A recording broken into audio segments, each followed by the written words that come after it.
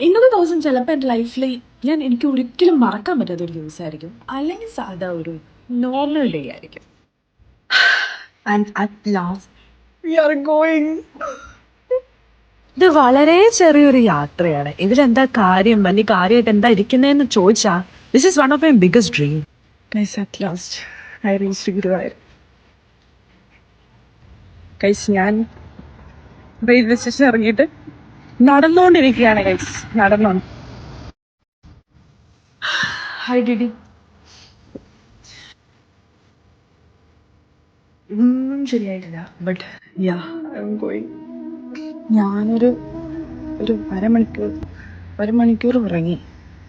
അത് കഴിഞ്ഞ് എഴുന്നേറ്റ് സാരിയൊക്കെ എടുത്ത് ഞാൻ ഇറങ്ങി. ഗൈസ്, യാ